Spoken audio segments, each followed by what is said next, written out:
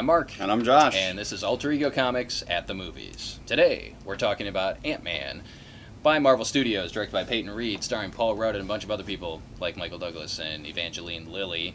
Bottom line, it's awesome. Thanks for watching.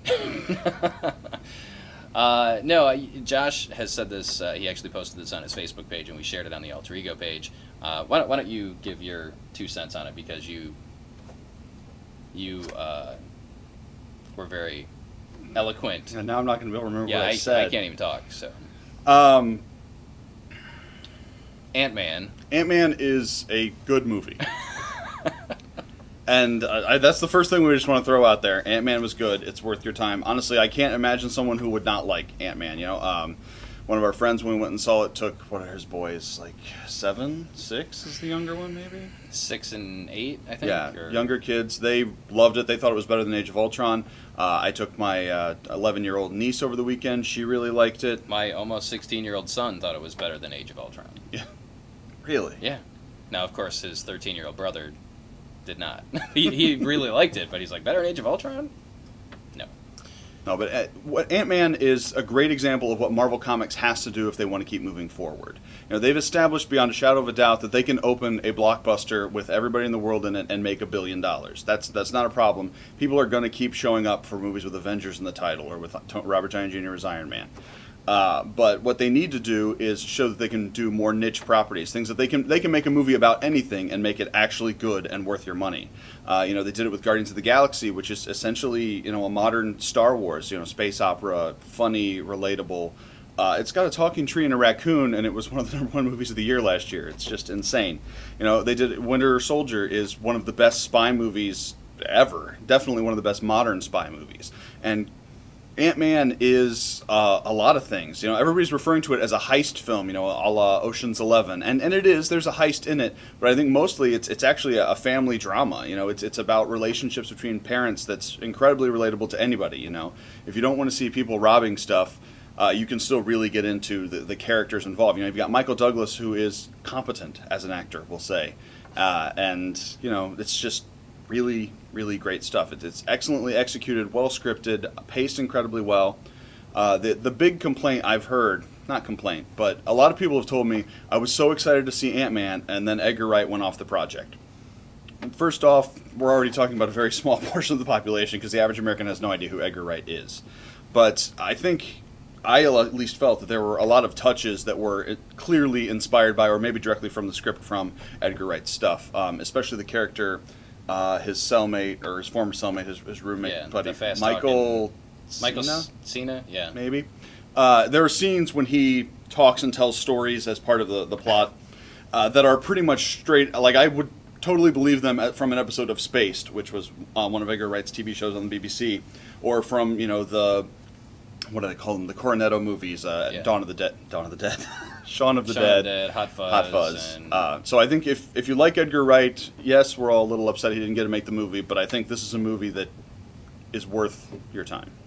Absolutely, and the fact that this movie got made at all, right, let alone that it's awesome.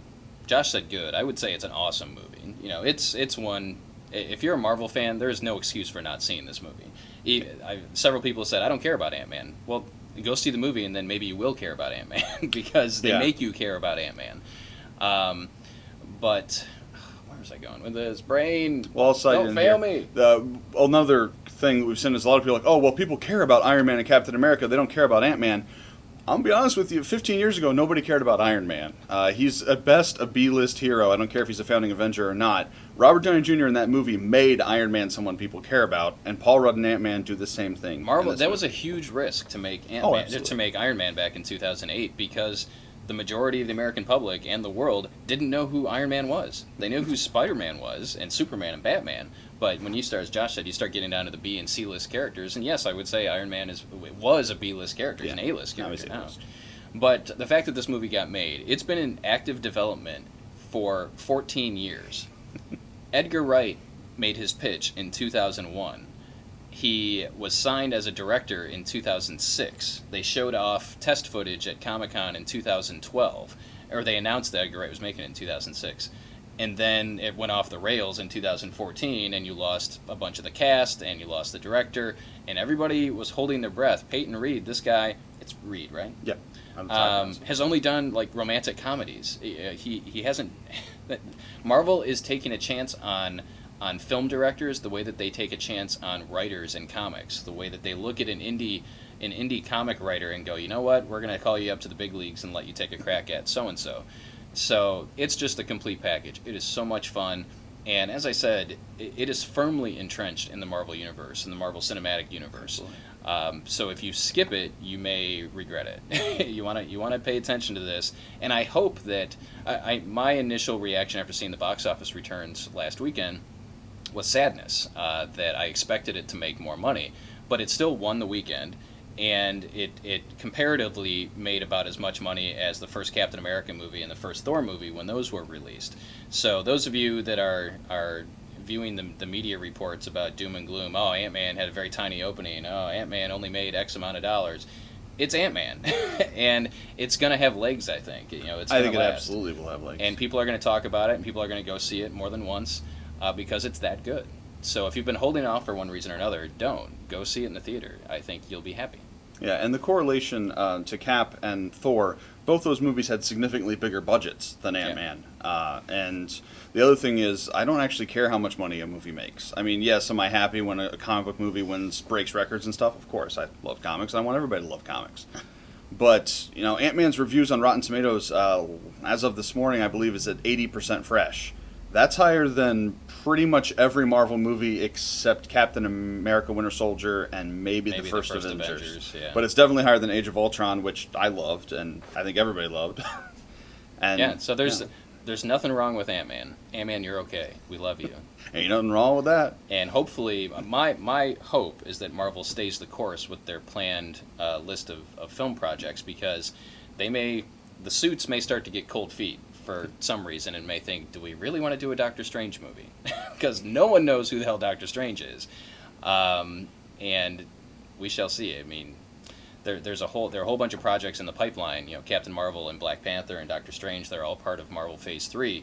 And I hope that they continue. My gut says that they will, that they really don't necessarily, and they're not slaves to the box office.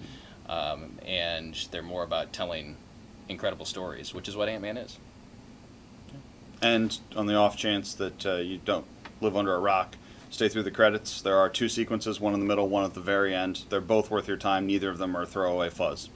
Yeah, they're important, and it boggles my mind. We saw this Thursday night before it opened in a relatively small theater with a bunch of comic fans, and people got up after the first credit scene and left. Really? Have you not seen a Marvel movie before? Because there's one all the way at the end that leads into one of the upcoming Marvel movies. So that's it. Did you see it? Did you like it?